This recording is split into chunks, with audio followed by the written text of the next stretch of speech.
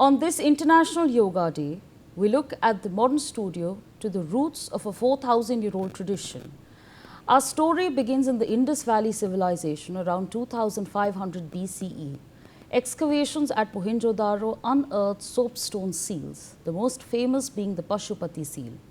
It depicts a figure in a pose that mirrors Vajrasan or the diamond pose. This isn't just a relic, it is the earliest archaeological evidence of the yogic intent. The Sanskrit root yuj, meaning yoke or to unite, wasn't a fitness goal.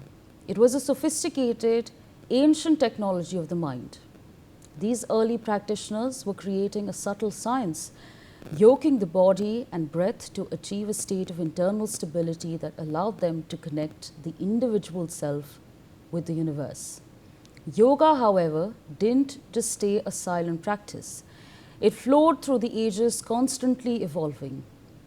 By the Vedic period, it became a central pillar of spiritual life, referred in the Rig Veda.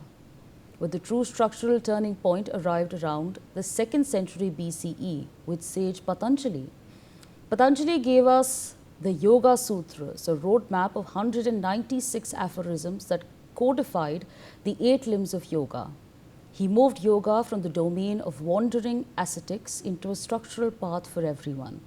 The yam and the niyam, which are the ethical and self-disciplined foundations. Asan, the physical posture. Pranayam, mastery of the breath. And pratyahar, to samadhi, the deeper journey of sensory withdrawal, concentration, and finally a state of blissful singular focus.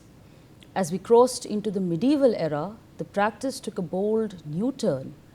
Around the 10th to 14th century, the yoga of force or Hatha Yoga emerged. Pioneers like Matsyendra Nath and the Nath tradition began to treat the human body not just as a vessel but as a primary tool for liberation.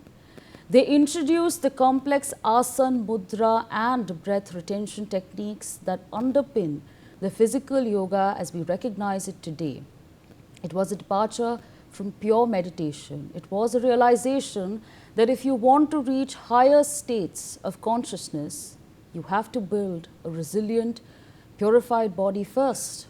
By the time we reach the late medieval and early modern periods, manuscripts like the Hatha Yoga Pradipaki began documenting over 100 postures, many involving dynamic movements and strength. This proves that long before the 20th century boom, yoga was already a rigorous, creative and highly physical discipline. What we practice today is a culmination of millennia of sages, ascetics and scholars who treated the body as the ultimate laboratory for the human spirit. Today, that 4,000-year-old journey has brought us here. In 2014, the UN made history with a record-breaking resolution supported by 175 countries to make June 21st the International Yoga Day.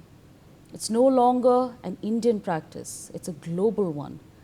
From the high rises of Tokyo and the mindfulness centers of London to the morning sessions in New York and Paris, millions are using these same techniques to navigate the stress of our modern, hyper-connected world.